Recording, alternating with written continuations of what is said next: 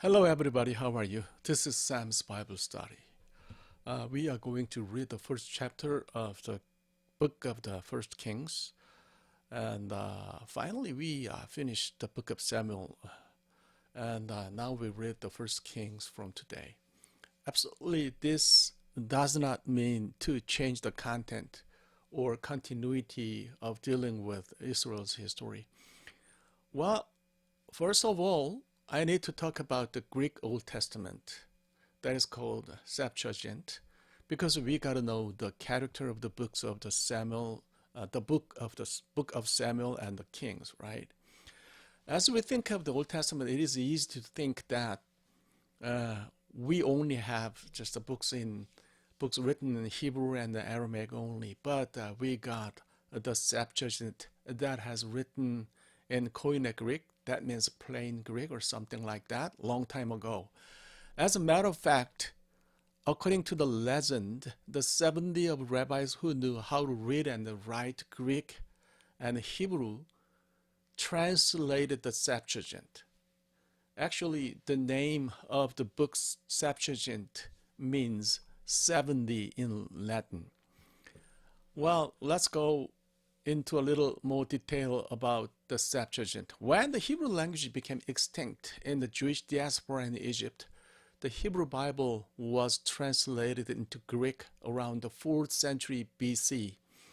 In the Hebrew Bible, the books of Samuel and the Kings appear under different names, right? Samuel and the Kings. However, they appear in the Septuagint as one of the books with the same title, the Reigns. Reigs, right? Reigns. So it means, anyways, I want to talk that Samuel and the Kings have the same characters. That's what I want to say. Well, anyway, these two books are the books dealing with the history of Israel from beginning to end. So starting to read the book of Kings does not mean that we suddenly change the mood. However, at the same time, we better know that the narratives and episodes may be different. Today, I will cover the first chapter of the First Kings. The content is the coronation of Solomon.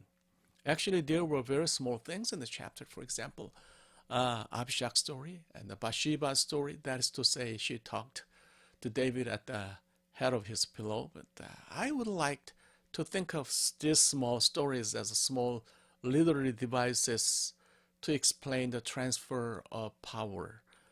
The important thing is Solomon became king of Israel, so we just have to focus on that.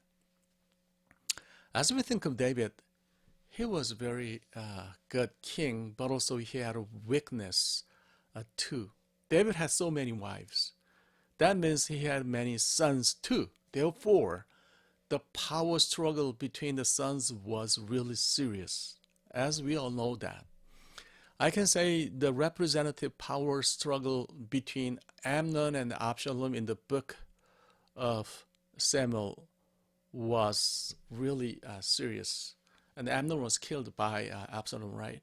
And another power struggle between Adonijah and Solomon in the first king, in chapter 1, is also we have to think of. So with this in mind, let's read chapter 1 in more detail. The first thing we need to concern here is that the sides, the people were split in two. On the one hand, there were people who were in Adonijah's side. Adonijah, according to the verse 6, Adonijah was a prince born after Absalom. That was why it seemed like that he got very advantageous position in struggle at first time. And the Bible said he was very handsome. He was a good son who obeyed his parents. So his father David never nagged him. We could say that it seems that he got also a fairly good leadership too. So let's see those who stood on the Adonijah's side. Joab, a son of Uriah, was on his side. The fact that he stood on his side would have had a great impact Abiathar, the priest, also was on Adonijah's side. On the other hand, we can find out some people who were on Solomon's side. There's not much to say about Solomon in the first chapter. Well, I got a message, but I'm gonna ignore it. In fact, anyway, I think I'm gonna make it silent. Okay. In fact, since First Kings explains a lot about him after he became king, so seems like there's no need to explain about him here. Let's talk about people who stood on Solomon's side. According to verse 8, it seems that Zadok, the priest, and Benaiah, son of Jehoiada, and Nathan, the prophet, and Zimri and Ray, and David's warriors stood on his side. Well, but people were, despite the people split in two sides, but well, anyway, Solomon overcomes this kind of struggle, and he becomes king. So the main chapter of the first chapter is that Solomon becomes king. We should care about Nathan's role with interest. Perhaps he had the most influence on David. It seems that David had a thinking that the person God wanted was Solomon, not Adonijah, because of Nathan's advice. Secondly, we need to think about Bathsheba. I understand Bathsheba's situation. It may be good for her if her son becomes king, but especially seeing her influence, as mentioned by the reporter of Kings, it seems right to see that she got greed for power too. Anyway, we need to see the procedure of a coronation here. Verse 32 says that the proclamation of Solomon's enthronement. And verse 33 says that people put Solomon on David's mule. Well, the mule is kind of weird, right? As king, and king rode the mule. That's maybe we don't understand that point, but the mule was for kings and royalty in the ancient Israel. So we got to know that. According to Dr. Im-Mi Young, she got her PhD from Bar-Ilan University in Israel. And she said there were horses in the ancient Israel, but they were only for wars. So in the normal times, kings rode mules or donkeys, right? So they went to the Gihon spring to anoint Solomon there. The verse 39 says that Zadok filled his horn with oil and poured it on Solomon. So Solomon became an anointed Messiah in English and then Mashiach in Hebrew. In fact, it is right to say that the most representative of beings that appeared in the Old Testament as the Messiah,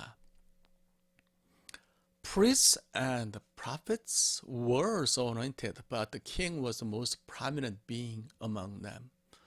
Well, lastly, we need to talk about Adonijah's behavior. He seemed to be in a bit of a hurry. I think it should be said that he popped the champagne first before David saying yes. When he heard the news that David made Solomon his successor in a big party, all the guests ran away. Well, it's a pity that he believed in those kind of people and planned to work. Adonijah ran away and went to the sanctuary and grabbed the horns of the altar. In that case, he shouldn't be killed by anyone. But anyway, people caught him and brought him before Solomon, and Solomon said, "Go to your house," right? This shows the generosity of one in power. So Adonijah asked for forgiveness from Solomon and went back.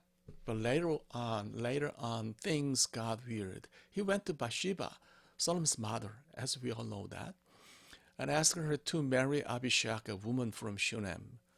That is wrong, right?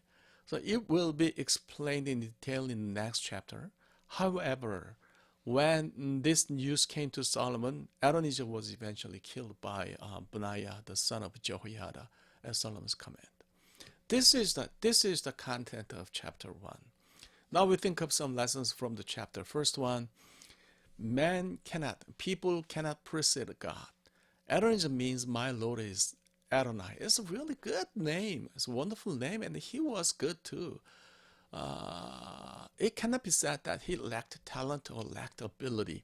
He was the first son born to David and Haggith. Actually, she was not known in detail in the Bible. What if he became a king? Couldn't it be right to think that he made a good king too? I think that way. But God's will was in Solomon. That was so important.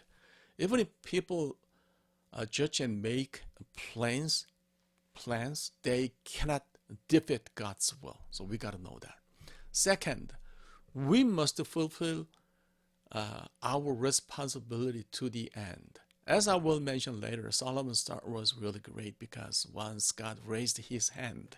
However, he later showed what could be called an evil king. I personally don't like him. If I had to say it, the early days of Solomon were really fine, but the later days of Solomon were bad. Just because the beginning came from God, the end is not necessarily the same. People must fulfill their responsibilities to the end. If Solomon had not forgotten the difficult circumstances of becoming king and had not lost his original intention, he would have ended up as a really good king. But he couldn't make it. He didn't make it. It's very pity. So I'm going to stop here. I'm going to wrap it up here. So we will see just next week. Okay, thank you very much. Bye-bye.